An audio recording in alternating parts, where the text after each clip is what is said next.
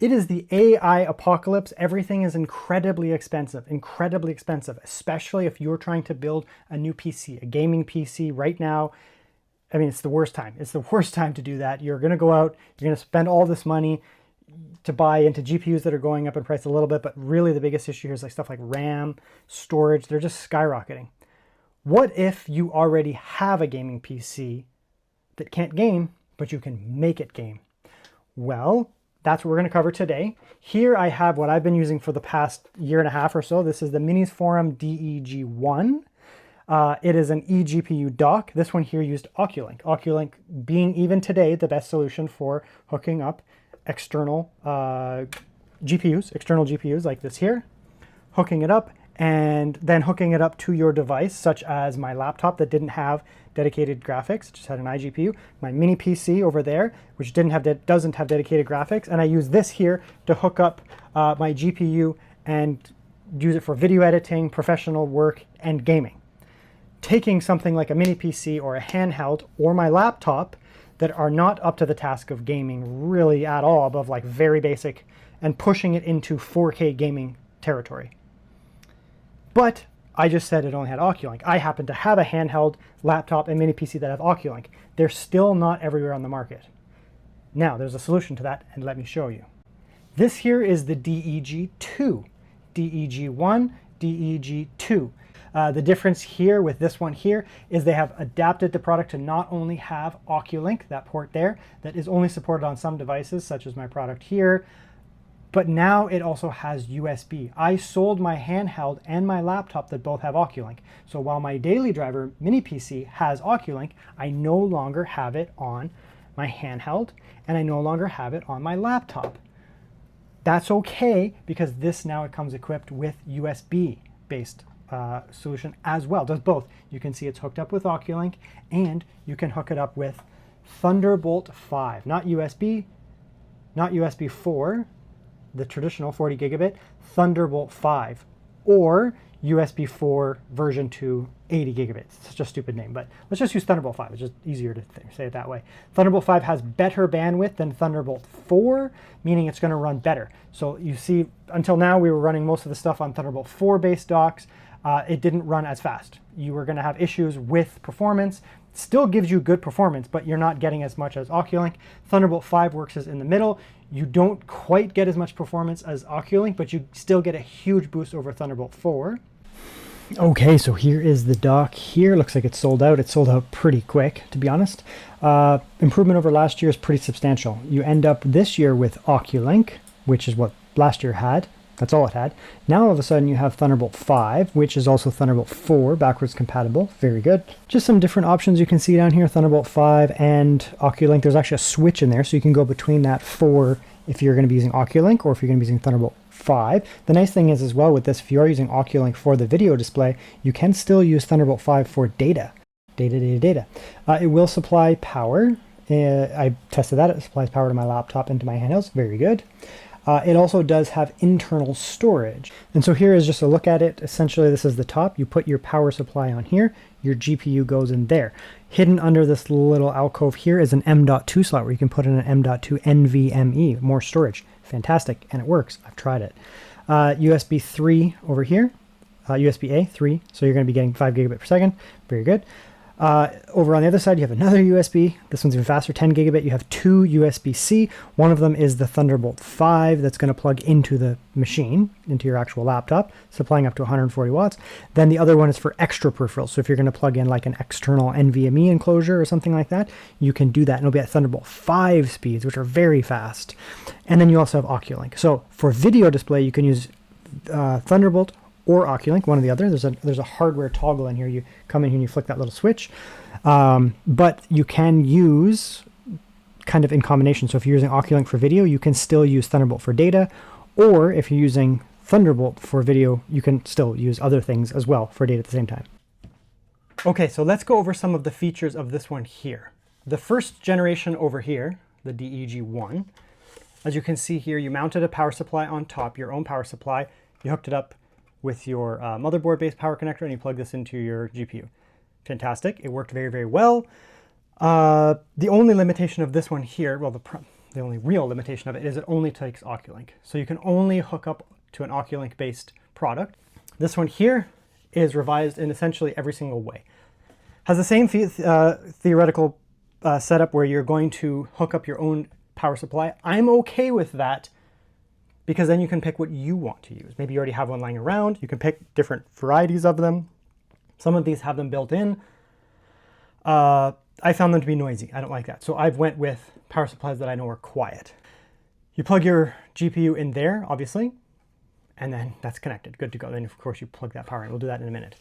You notice here that there's an extra power connector. So here we have the original motherboard one that I was just talking about, but we also have an 8-pin. The reason is we're going to be using the motherboard to supply the GPU power and the product itself, but there's also power going to be needed for some of the extra things that this thing can do. On the right side here, we have a USB-A port. It is 5 gigabit per second, so you can use things like this. This is a SATA-based speed, 5 gigabit per second, SSD that I use for gaming. I do a lot of my gaming on this here. So the spoiler for that is that this thing also works as a dock, right? So you plug this into your PC, USB 4, in this case it's version 2, and you get an extra port that goes out there, and you can plug that into other things. So one other thing that I could do here is I have a Thunderbolt 5 or USB 4 version 2, 80 gigabit per second enclosure, NVMe enclosure. So I can plug that in there, right? Plug that in there. And then that goes into my PC. And not only do I get access to the eGPU here, but I also get access to things such as fast Thunderbolt 5 accessories like this. Very, very fast Thunderbolt 5 accessories. The other thing is underneath here, we have a hidden C. This thing is so sick. This thing is so sick. Underneath here, just go like this. It's magnetized. I just don't want to fiddle. That's a magnetized thing. Take that off. Right, nice little magnetized thing. And we have a effing m.2 slot under there. Like, what? It's so effing sick. So the first thing I'm going to do is I'm going to populate that NVMe slot. This is actually going to be hooked up not only to my my gaming devices, but also my primary PC. So I'm probably going to put in a decent drive here because I can use this to use files between my primary drive as well. I bought it right before things went chaotic.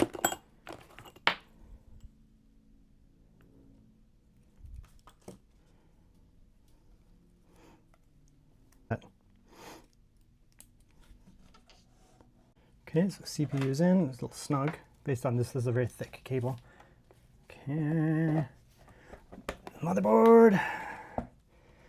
And then we only need to plug in these here. Where am I looking here? Mobo.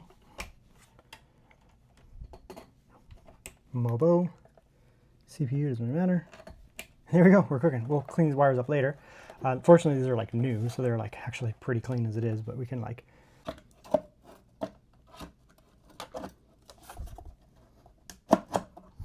okay, there we go. Okay, my friends, and there we go. We're hooked up. We're good to go now. It's fantastic. We're rocking. We're cooking with gas, as so they say. Okay, let's change it up. We'll look at me today for this part. Now, there's an important consideration here. We're going to get into the theoretical part of eGPUs because this is complicated stuff. This is complicated shit, my friends. Like, it's complicated to get this around your head, but once it's ready to go, it's so easy to understand. It's just that first little hurdle of like, okay, what's the difference between 4 and 5 and OcuLink? And which one do I get? And what about the GPU? Which GPU do I get? There's a couple steps. Thunderbolt 4 or 3 is the slowest. Thunderbolt 5 is the second best, and OcuLink is the fastest. That's it. That's it. 4, 5, OcuLink. That's how fast they are. Now, I don't want to see any brand politics in my chat here, but I'm going to tell you factually information here. Factual information. Depending on how you are using this eGPU, you may not want to go with Nvidia, or you may want to go with Nvidia. Okay, let me tell you the difference here, and it is not clear-cut. And this is factual information. There's no debate here. It's factual information. I'm just going to break it down for you guys. Nvidia, this is the 5070 Ti. This is a very good GPU for gaming, obviously. Also things like content creation, right? If you're doing Windows-based content creation, it has dual Nvidia encoders, which makes it very fast. One tier below doesn't have that. The 5070 doesn't have it. 5070 Ti has dual Nvidia encoders. So it's going to be nice and quick for video export. It's not because it's NVIDIA, it's because it has twice the encoders as the previous NVIDIA. So this is much faster than a 5070, right? That's awesome. So if you're doing this primarily for things like content creation or gaming in Windows, this is fantastic. Unfortunately, the NVIDIA drivers outside of Windows are horse shit, okay? They don't work well, it's a mess. So if you run something like this, is the Legion Go S Steam Edition. So if you use any handheld and you install Bazite or whatever Linux distribution you want, NVIDIA drivers are essentially primordial on those there. So you're gonna run into all kinds of headaches, problems, support, that kind of stuff. So if you intend to use this product only for Windows gaming, and or you intend to use this product for Windows content creation, engineering, CAD, that kind of stuff, Windows, NVIDIA works just fine. This is my primary GPU. It is NVIDIA. But today I will show that, but today I'm going to probably transition, probably permanently, to AMD. I had a 9070 XT, I got rid of it because I actually wanted to downgrade to the 9070 non-XT. Why? This is slightly slower than the 5070 Ti. It's slightly slower than the 9070 XT, which is slightly slower than the 5070 Ti. So they're in the same performance bracket, it's just like a little bit slower. So the performance isn't going to be huge. But AMD has superb support for Linux and Steam. I've already confirmed this GPU is plug and play with Steam OS. I have plugged this in as long as you're on the developer-based branch of the operating system. You put this on your GPU, you plug it in even to Steam. This is the Legion Go Steam Edition, and it works, boom, right away. So if you are using Linux, you should get AMD, okay? Period. No debate. I don't want to hear any debates. Final consideration is Intel. Intel do be goated. This is an A770. I have a B580, but it's in another place, in storage actually. Intel works fantastic. Again, I don't know how well it's going to work on Linux. I'd probably not get Intel right now for Linux. I know Intel is potentially going to start working on Linux because they're like the GOAT now. Like they actually care about us, or they care about money through us, whereas AMD and NVIDIA just don't give a shit about us. It's just AI data center. So Intel could potentially become a good option. Previously, Intel didn't work at all over eGPUs. When I first started doing eGPU stuff, and I was the big Intel like coverage guy, it just wouldn't work. It would just crash, and it would just horrible performance. So Intel, I can confirm now, works in Windows just fine. So if you're doing Windows, it works. Warning section right here. This is going to be a very long portion right now where I go into the very technical advantages, disadvantages, and data about Thunderbolt 4 versus Thunderbolt 5 versus OcuLink. The ports on this thing. Feel free to skip this section if you just want to see the showcase. I put chapters in the bottom, but this is a very informative section. If you want to learn about this stuff, stick around. If not, just skip. Okay, so let's come in here and we're going to look at some advantages and disadvantages and go over some of this stuff here. So maximum bandwidth is how much data can move over the cable. With Thunderbolt 4, it's guaranteed, theoretically, as long as it's certified properly, 40 gigabit per second. Thunderbolt 5 is twice that, 80 gigabit per second. OcuLink actually falls in the middle, 63 gigabit per second. So that's interesting. That's for data moving though. That is like video as well as stuff like if you're moving like actual files. So for example, if you're using an external NVMe enclosure, that's Thunderbolt 4, the Thunderbolt 5 will be basically twice as fast, plus minus a little bit, but basically twice as fast. But when you're doing gaming, that bandwidth is different. It's not exactly the same. So on Thunderbolt 4, you get somewhere around 32 gigabit. So it's actually slower. You lose some of it. Gigabit means how much data can be moved, and that, when you're talking about video file, like the actual graphics from the video card, it matters a lot. With Thunderbolt 5, it goes up, but it doesn't actually achieve 80 gigabit per second. They claim that it actually operates at about a theoretical of 63 for gaming performance. That's what they initially claimed, but we're not finding that. That was when like the Thunderbolt group came out and was like, yeah, we can match OcuLink, and it's 63. It's not actually. It's probably around 48 to 50. This is based on my testing and extensive testing by just all the YouTubers, all the Reddits, and all that kind of stuff. So you can source some of my videos, you can source Jared's tech, you can source, I don't know, everyone's covered this at this point. We just know that Thunderbolt 5 doesn't operate at the full bandwidth. OcuLink does, basically, 63 or 63. Like, it doesn't do anything else, it's just, it operates like that. So what we can see here is it gets faster. Thunderbolt 4 is the slowest, Thunderbolt 5 is the middlest, OcuLink is the fastest. So what happens here is in gaming, as we go to the right, they get faster. Now there's another consideration, this is very important. External versus internal screen. When you are outputting to an external screen, so say you have a laptop or a handheld, you plug in your eGPU and then you output to an external 4K, 1440p, 1080p monitor, whatever. You get very good performance. So I put here good, and unrivaled, right? Good, and unrivaled. They don't lose a ton of performance. They kind of get what they get. That's very good. There is a problem though with Thunderbolt or USB 4. When we come over here, when you're using the internal screen, so if you're using a handheld, ROG Ally X, Xbox, Legion Go S, whatever, right? MSI Claw, these type of things.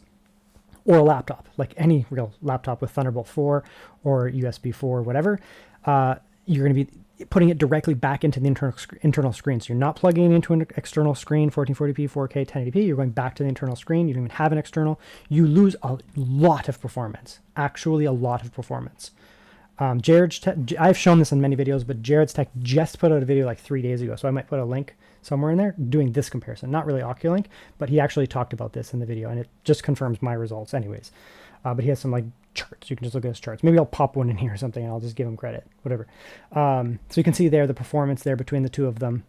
You lose performance if you're putting it back into the internal screen. That's because you essentially have clutter or latency where you're putting it from the handheld or the computer out to the GPU, back from the GPU back into the internal screen, and there's a latency penalty, right? With OcuLink, you don't really have that. There might be a tiny bit of internal latency and performance loss, but it's so minimal, it's irrelevant. I consider it irrelevant.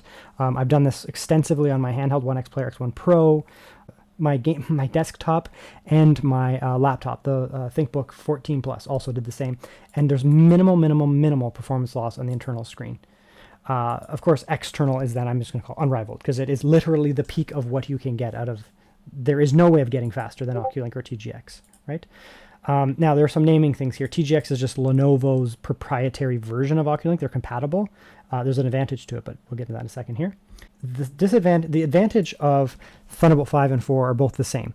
They can do data. So you can not only hook up an eGPU and just do display, you can also do like internet. You can do external SSDs. So this thing works as a straight up dock, right? You have the m.2 NVMe in the bottom that you can use for data. You can hook up external NVMEs and external storage devices and peripherals and all kinds of stuff. You can do all that data.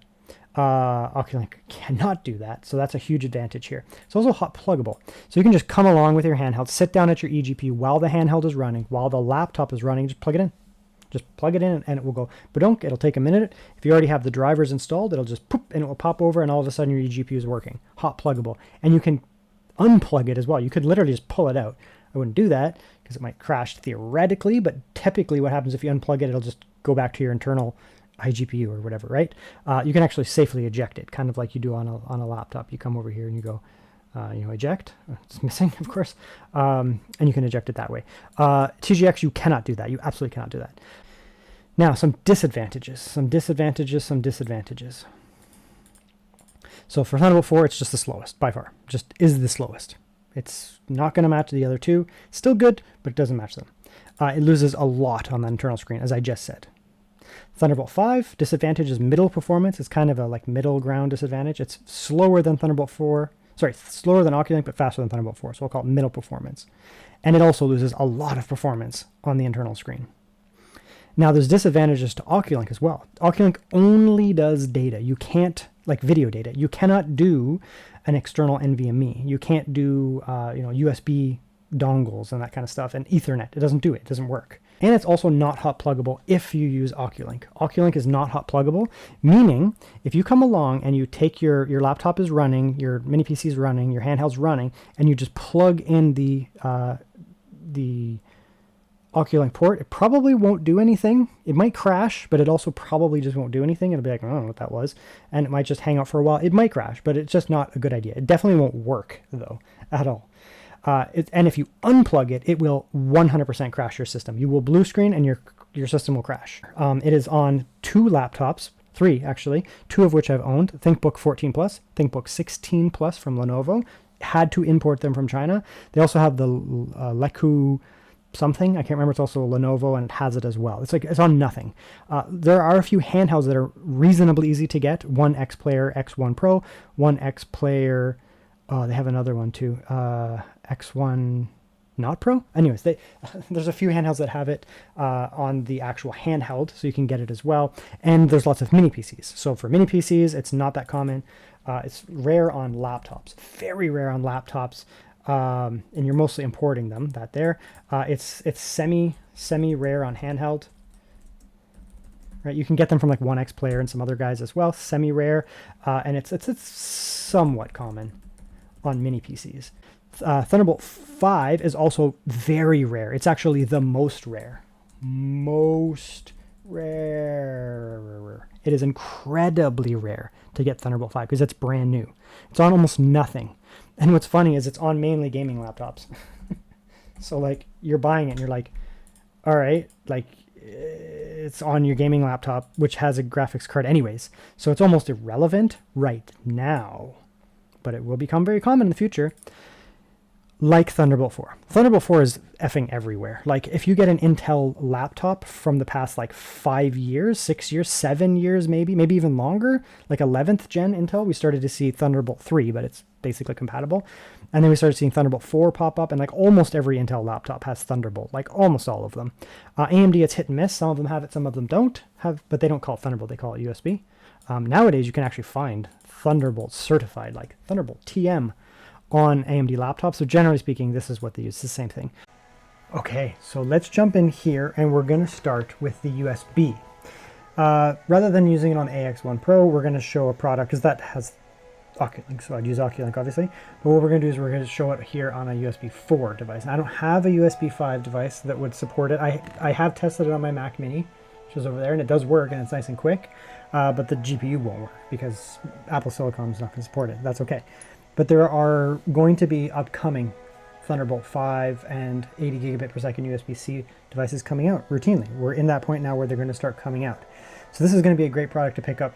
I mean, for me, that's why I bought it. One of the reasons is I can use it with USB 4 capable devices for now, and then eventually when I get USB 5 or Thunderbolt 5 capable devices, then I can just all of a sudden be like, all right, it's faster now. So it'll be playable, but it's pretty rough. You can see the performance up here. Yeah, we might even have to turn it to scaling down slightly because that's pretty bad. Yeah, 20, that's pretty bad. Yeah, let's turn it down. Probably like that. So now we're at 30. So, you know, you can use scaling, turn it down to low, and then you can play the game. And you'll be looking for, you know, like PS4 Pro level performance, right? With 30-ish FPS around there. It's definitely playable. It's fine. But it's certainly not, you know, the best experience around, right? So this is a middling power handheld. This has the Z1 Extreme, so it's definitely very capable. The newer stuff has the 890M, so maybe 10-15% faster. Same realm of existence though. So it'll be a slightly more performant, but same idea, right? You're getting to the point now where, yeah, these things are pretty capable, but there are still games that are just going to eat these handhelds up, right? Or if you have a laptop, this is a handheld. If you have a laptop without dedicated graphics, you get yourself, just say, you know, an AMD laptop with USB 4, an Intel laptop with Thunderbolt 4, or even better, Thunderbolt 5, USB 5, of course, but they don't have dedicated graphics. So you're not going to be able to play this game at incredibly high resolutions, high performance, that kind of stuff. That's where this comes in, this little port here. So we're going to kill out this game here. But yeah, so just as power, take that out, plug this in. Right? It says hello. Already starting to spin. Come down here. Right. That's one of the NVMEs. Let's zoom in a little bit. Right. So I have the Crucial drive, NVMe. I have the Acer drive, which is the NVMe inside of the actual bottom there. That's my SD card. It's not related. And you can see it's accepting it. So right over here, we have this Crucial drive here. Right there, so I can use that. We also have the NVMe inside the bottom of the dock here, giving even more storage. We got lots of storage on deck here. I mean, we're getting access to, yeah, this is only Thunderbolt 4 or USB 4. This device here, it doesn't have Thunderbolt 5 USB 5. But it's still going to give us good performance. Look at that. We went from, what were we at, 30? If that.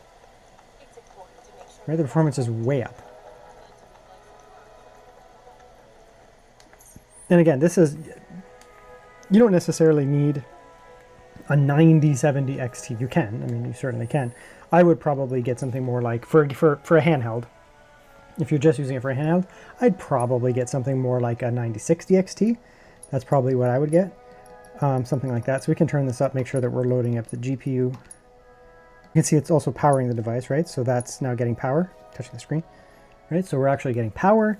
So we're not going to die out here. Let's just go like that there. I don't know, it doesn't really matter. Let's just go medium.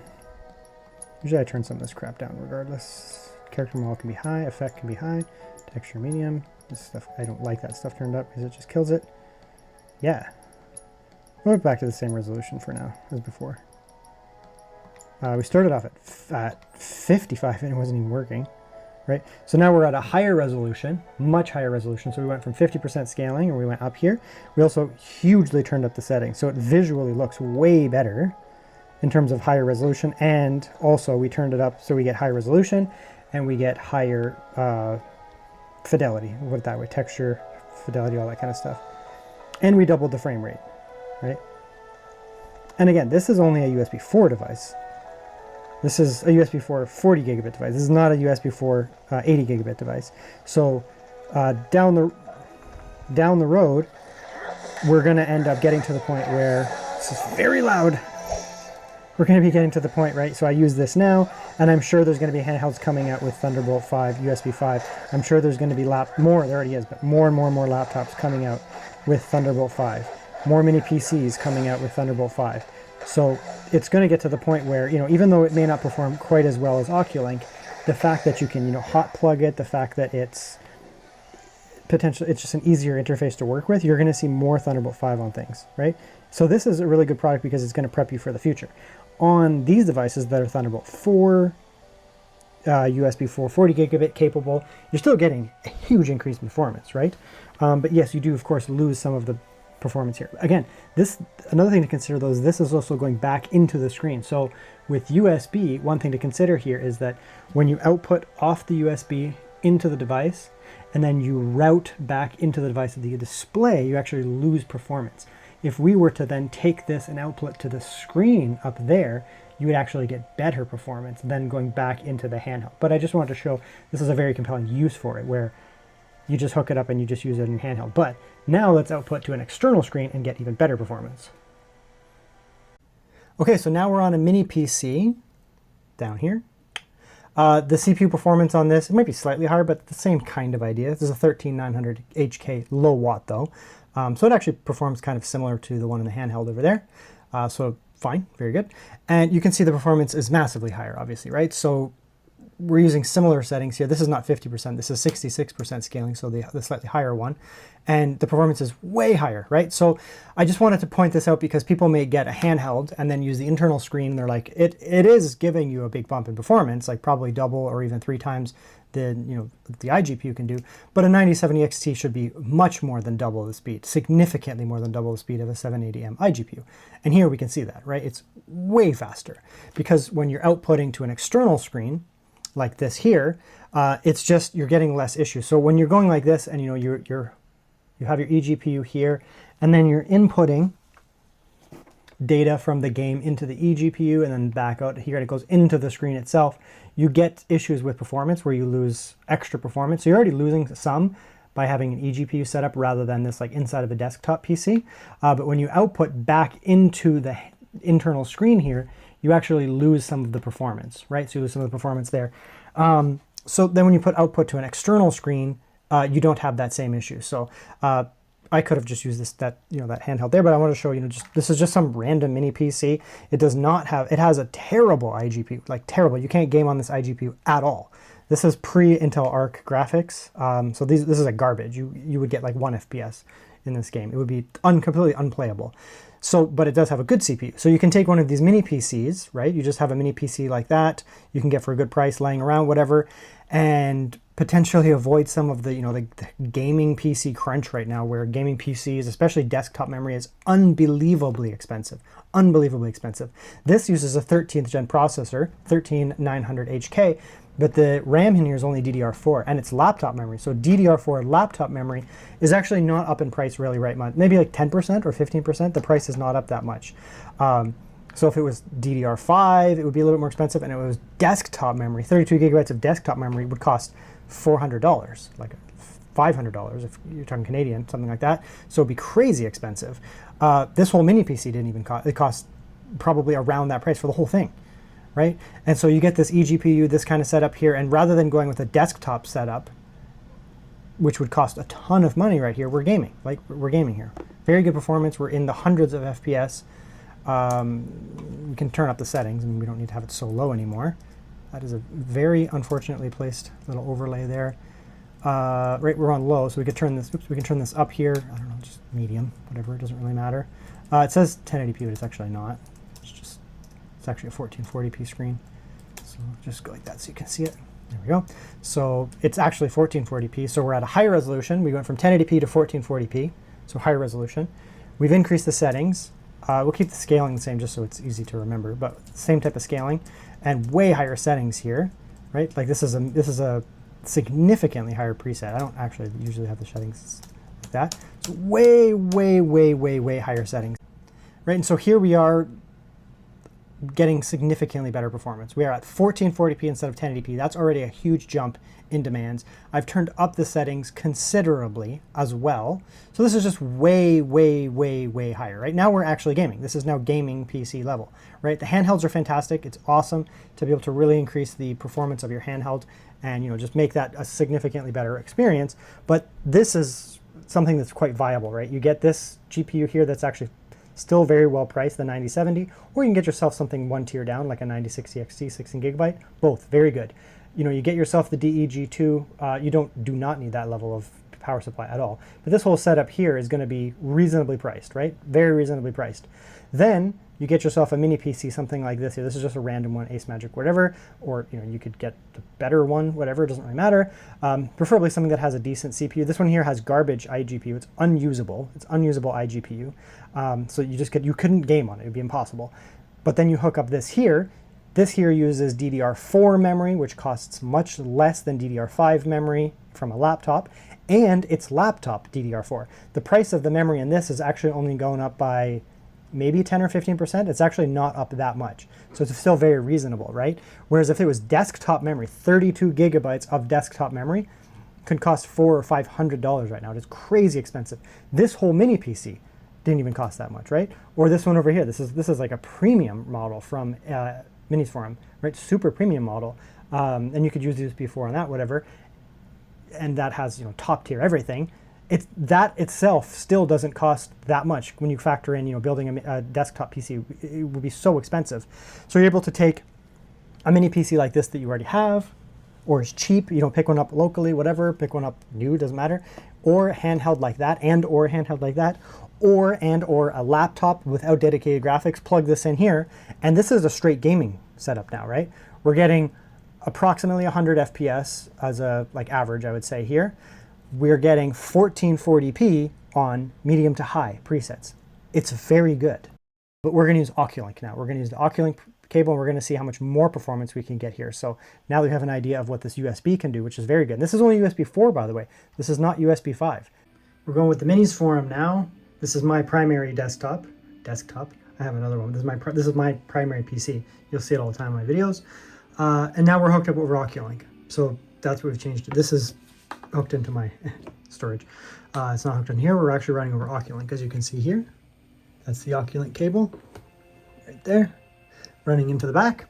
And so now we are going to get massive performance increase, even over the USB, even over USB Thunderbolt 5 or USB 4 40 gigabit. It's even faster than that, of course, because we have access to the full bandwidth.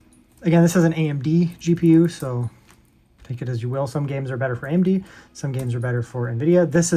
This game does better with Nvidia, we'll put it that way. It doesn't even have a FSR, which is kind of dumb, but it is what it is. So we'll come in here, go like that. Yeah, that's fine. 120. I don't think we can go above that. I don't think we'll get that high anyways. So now we can set it to like max, right? So everything's max, max, max, max, max. So we've turned this thing up here. We can just max it. We'll use scaling because it's 1440p ultra wide, but here's the game just maxed out, right? 1440p, it doesn't do ultra wide, but 1440p, completely maxed out otherwise. And now we're getting 80 FPS on a massively higher setting, right? This is a better CPU, but it doesn't really make a difference here. Like the 14900HK, the 7840U, and the HX370 are all going to do basically the same thing with a 1440p game like this that's not super CPU heavy. You can see the CPU is at 9, well, maybe not while I'm pointing. Right up here is at like 15%. So we're very GPU heavy here. So it didn't matter which mini PC we were using. You can go back and you can see they're all going to do fine in terms of the CPU. But what we are getting here is huge increase in the GPU performance.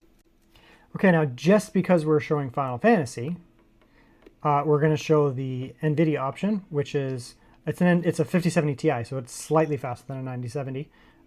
That's not a 9070 XT, it's just a normal 9070, so there's a little bit of a bump here. In this game, it should be fairly considerable, actually, because this game is more favorable towards Nvidia. It's also, it has DLSS. Right, so we should, yeah, I was gonna say, we should be getting probably 15 to even 20% higher performance. We'll see what it actually shakes out as, but get all that slop out of there. Yeah, an extra 10 or 15 FPS, something like that. Maybe a little bit more, it's hard to say. Let's check the settings here.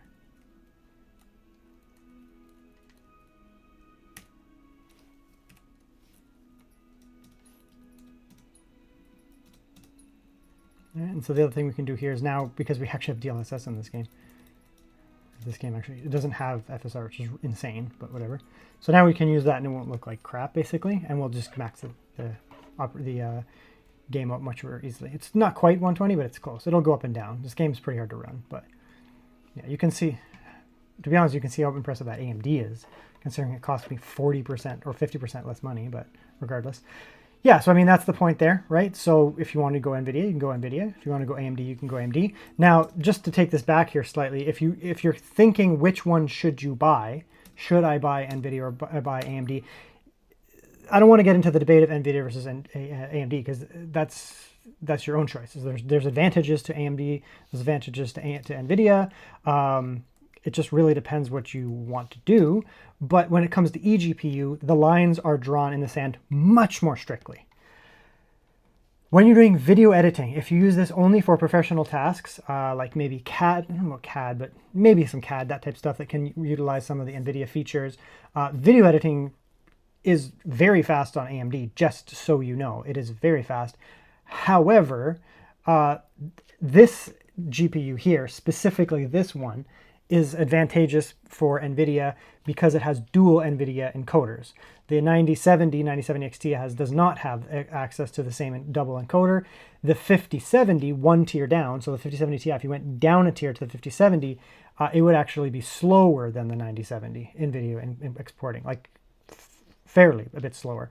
So you could come in here and, you know, now we can leverage these NVIDIA encoders, but this specific GPU, the 5070 Ti, has dual NVIDIA encoders. 5080 has an extra one, 5090 has another extra one, so they're faster. But when you drop down to like a 5070, 5060 Ti, you lose that double encoder, so it no longer will beat AMD. So even if you're doing video editing, I would not recommend necessarily going with NVIDIA unless you went up a tier into this tier here, the 5070 Ti, or above. You can go above, of course. Or the previous generation, of course, like a 4080 or something. But you do get some access to some other stuff here, like DLSS and that kind of stuff here. I use this one primarily for video editing because it has dual NVIDIA encoders. I tried a 5070 and it was too slow. I didn't like it. It was useless. Now, outside of that, for gaming, If you're only gaming like this on a mini PC and it's Windows, pick whichever one you want. It doesn't matter. Pick Nvidia, pick Intel, pick AMD. Pick which one you prefer. That's not a debate that I'm going to get into the weeds of, right? We know AMD's better value, Intel's even better value. Nvidia, you're buying into some of the feature sets. Whether you want that or not is your choice. You pick. I'm not going to tell you which one to buy. But if you are gaming on USB-C, or OcuLink, and you're potentially going to use Linux, you cannot get Nvidia. Do not get Nvidia. So because I'm going to be potentially using this thing on my Steam-based handheld behind me, other potentially Linux-based machines, AMD makes more sense because AMD drivers work way better on Linux. It's not even comparable. They're not even in the same realm.